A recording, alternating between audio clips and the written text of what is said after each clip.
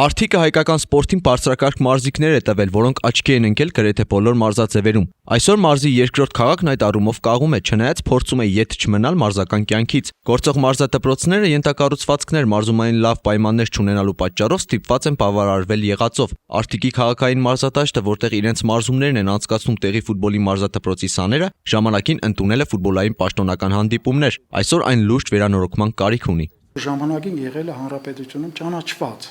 ֆուտբոլի դաշտ, որտեղ, ինչպես գիտեք, երկրաշարժից հետո նույնիսկ Գյումրու, Շիրակը այստեղ էր անցկացնում իրեն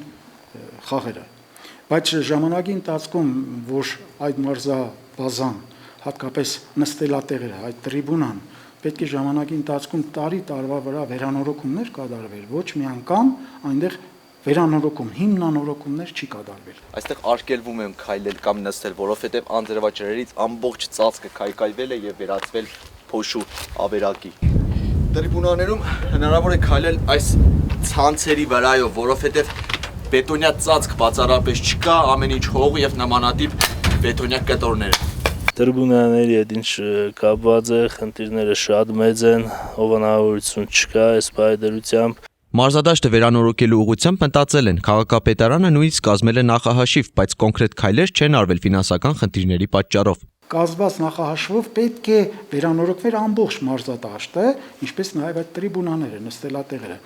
Եթե չեմ սխալվում, դա մոտավորապես 1 միլիարդ դրամի սահմաններում նախահաշիվ է եղել։ Ի տարբերություն տրիբունաների խոտածածկը վատ վիճակում չէ։ Եվրոպական մակարդակի չէ, բայց ամենօրյա մարզումներ հնարավոր է անցկացնել։ Ժամանակին խոտածածկը եւ կտրվում է եւ մաքրվում է եւ ջրվում է, կա համապատասխան պայմանները ջրելու, մշակելու, խոտածածկ, ինչպես նաև նրա գազոնները գծելու, գծապատումները կատարելու, այդ բոլոր հարմարություն դաշտի հետ հնարավորին չափ աշխատանքներ կատարվում են։ Մարզման պայմանները ինչքան լավ լինեն, այնքան արդյունքները բարձր կլինեն։ Գազոնի վիճակը այս պայն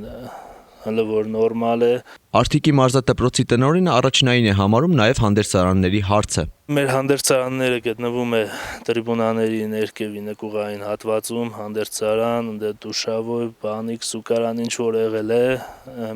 ոչ մի բան գրեթե չկա։